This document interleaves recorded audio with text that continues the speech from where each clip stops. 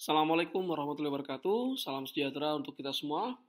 Kembali saya Catur Sasongko hadir. Kali ini ingin mempresentasikan materi yang ada dalam mata ajar akuntansi manajemen untuk bisnis di tahun 2002 ini, atau akuntansi manajemen.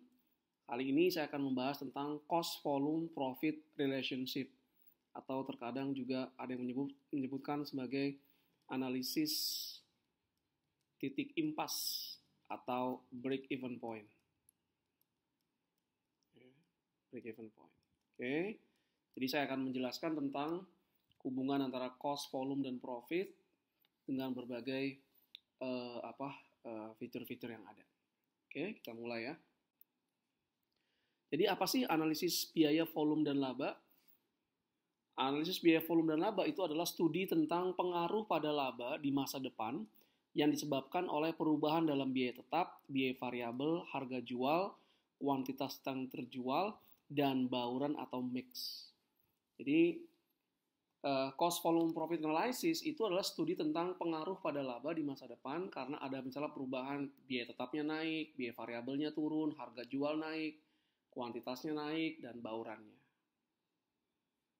Oke, jadi katakanlah ada seperti ini. Kuantitas yang dijual meningkat, terus kalau kuantitas yang dijual meningkat, semakin banyak produk yang terjual, apa pengaruhnya penjualan tersebut terhadap biaya tetap dan biaya variabel? Apakah biaya tetapnya naik atau tidak berubah? Apakah biaya variabelnya naik atau tidak berubah? Kemudian peningkatan pada penjualan yang menyebabkan perubahan pada biaya tetap dan pada biaya variabel, juga apa pengaruhnya kenaikan penjualan pada laba perusahaan? Apakah ketika kuantitas yang dijual meningkat, maka otomatis labanya juga meningkat? Kalau meningkat, apakah secara persentase peningkatan labanya lebih besar daripada persentase peningkatan penjualan? Nah, inilah yang dibahas dalam analisis biaya, volume, dan laba. Oke. Kita masuk sekarang ke asumsi dasarnya. Cost volume profit analysis atau analisis GVP ini memiliki asumsi dasar. Yang pertama adalah harga jual konstan. Harga jualnya tidak berubah berapapun yang dijual. Terkadang kita tahu kalau menjual dalam jumlah banyak mungkin memberikan diskon ke pembeli. Tapi untuk analisis GVP ini, harga jual itu dianggap konstan. Jadi kalau harga jualnya 500.000, 500.000, tidak ada lebih rendah atau lebih tinggi. Kemudian biaya dapat dibagi menjadi biaya variabel dan biaya tetap. Jadi di sini kita bisa membedakan, oh ini biaya variabel, ini biaya tetap.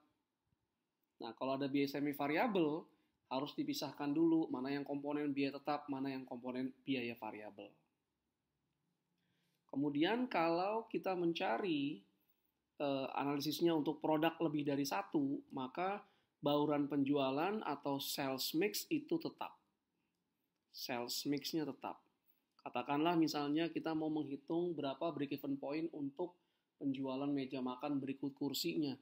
Nah, itu sales mix-nya adalah antara meja dan kursi makan, itu perbandingan atau sales mix-nya misalnya adalah 1:4.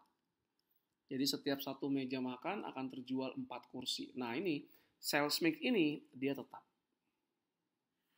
Oke. Berikutnya adalah tentang titik impas atau break even.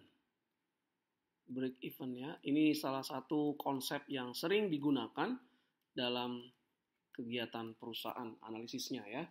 Jadi titik impas itu adalah sebuah titik saat perusahaan tidak memperoleh laba, tapi juga tidak menanggung kerugian. Atau laba sama dengan 0. Jadi titik impas itu adalah titik di mana perusahaan tidak memperoleh laba, tapi juga tidak menanggung kerugian atau labanya sama dengan 0.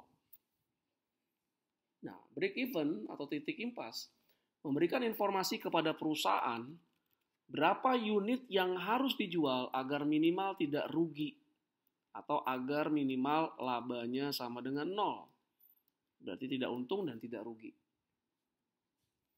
Nah, penjualan itu berarti kalau break even sama dengan total biaya. Total biayanya dapat dibagi menjadi biaya tetap dan biaya variabel. Berikut ini adalah perhitungan laba. Total profit atau total laba itu sama dengan total pendapatan dikurangi dengan total biayanya.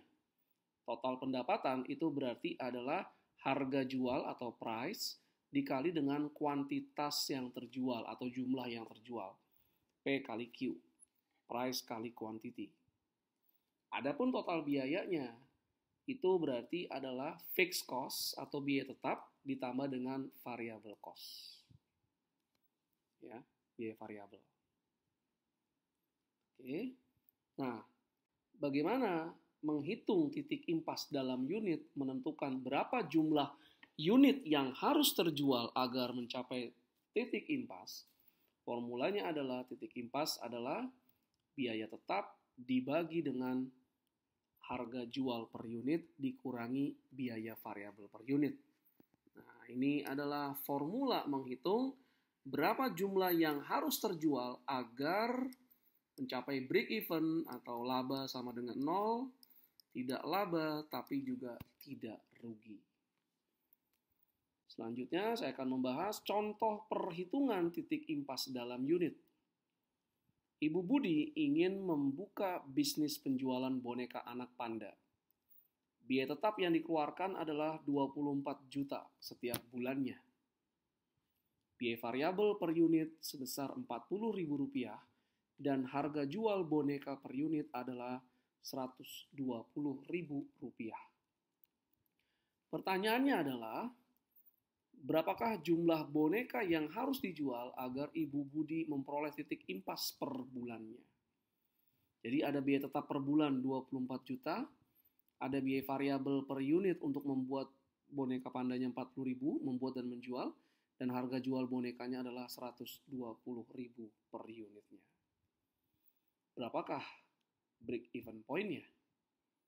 Biaya tetap di sini adalah 24 juta per bulan. Adapun harga jual itu adalah 120.000 per unit, sedangkan biaya variabelnya adalah 40.000 per unit, maka break even point-nya adalah biaya tetap 24 juta dibagi dengan harga jual dikurangi biaya variabel per unit. Maka didapat break even point-nya 300 unit. Maksudnya apa? Ibu Budi, kalau dia dalam sebulan menjual 300 unit, maka Ibu Budi akan mencapai titik impas. Tidak untung, tapi juga tidak rugi. Kalau Ibu Budi menjual di atas 300 unit per bulan, maka diperkirakan Ibu Budi akan memperoleh laba. Sebaliknya, kalau menjual kurang dari 300, maka akan memperoleh kerugian.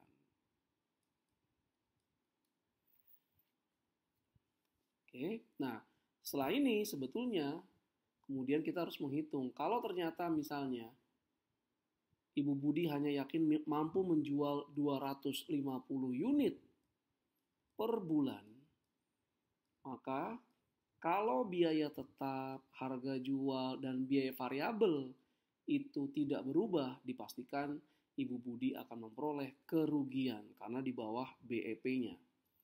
Kalau ingin 250 unit itu mencapai BEP, berarti harus ada yang berubah. Apakah biaya tetapnya, harga jualnya, atau biaya variabelnya? Biaya tetapnya mungkin mengalami penurunan, diturunkan, bukan 24 juta. Kemudian harga jualnya mungkin dinaikkan, atau biaya variabelnya diturunkan. Nah, biaya tetap turun, harga jual naik, biaya variabel naik, maka BEP-nya serta-merta akan turun. Cuma bagaimana melakukan ini? Nah, itu adalah pertanyaan berikutnya sebetulnya yang harus dijawab. Bagaimana mengurangi biaya tetap? Bagaimana meningkatkan harga jual tapi tidak mengurangi penjualan? Bagaimana bisa melakukan efisiensi agar biaya variabelnya turun? Oke. Titik impas juga bisa dicari dalam penjualan. Kalau sebelumnya saya sudah menjelaskan, titik impas dalam unit, berapa jumlah unit yang harus terjual agar mencapai titik impas. Sekarang saya akan menjelaskan berapa nilai penjualan yang membuat perusahaan setidaknya mencapai titik impas. Jadi di sini dicarinya adalah penjualan dalam rupiah. Berapa penjualan dalam rupiah yang membuat perusahaan mencapai titik impas. Nah ini saya akan definisikan dulu. Pertama, total margin contribution atau contribution margin. Contribution margin. Ya, total margin kontribusi itu adalah penjualan dikurangi dengan total biaya variabel. Nah, berarti kalau margin kontribusi per unit itu berarti adalah harga jual per unit dikurangi dengan total biaya variabel. Nah, hubungan ini diperlukan untuk menghitung titik impas dalam penjualan, ya, rupiahnya. Nah, ada konsep yang namanya rasio margin kontribusi. Ini menghitung margin kontribusi yang diperoleh dari sebuah produk dibandingkan dengan penjualannya. Rasio margin kontribusi itu adalah margin kontribusi dibagi dengan penjualan. Margin kontribusi tadi, ya, ini bisa harga jual per unit dibagi dengan biaya variabel atau variabel cost per unit juga. Dapat margin kontribusi per unit. Penjualannya ini bisa diganti dengan harga jual per unit kalau kita pakainya per unit, ya.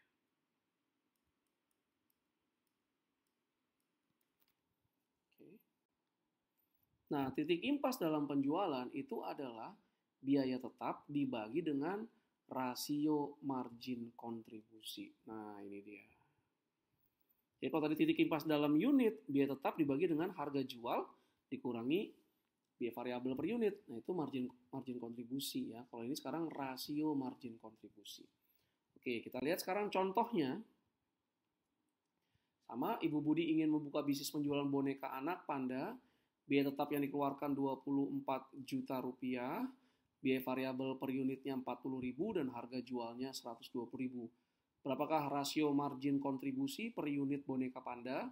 Berapakah nilai penjualan boneka panda agar Ibu Budi memperoleh titik impas? Rasio margin kontribusi adalah margin kontribusi dibagi penjualan. Margin kontribusinya 80.000 dari mana? Ini adalah harga jual 120.000 dikurangi dengan biaya variabel per unit 40.000. Jadi margin kontribusinya adalah 80.000 dibagi ini penjualannya adalah harga jual per unit 120.000. Ya, ini price-nya. Maka rasio margin kontribusinya adalah 2/3 atau 0,67. Ya. 2 di belakang koma. Nah, BEP dalam penjualan adalah total biaya tetap dibagi dengan rasio margin kontribusi. Biaya tetapnya 24 juta dari soal, rasio margin kontribusi 0,67 dari perhitungannya. Ini, ya. Oke, maka didapat dalam 1 bulan, Ibu Budi harus memperoleh penjualan sebesar 36 juta agar mencapai titik break even point. Berarti penjualan dalam rupiah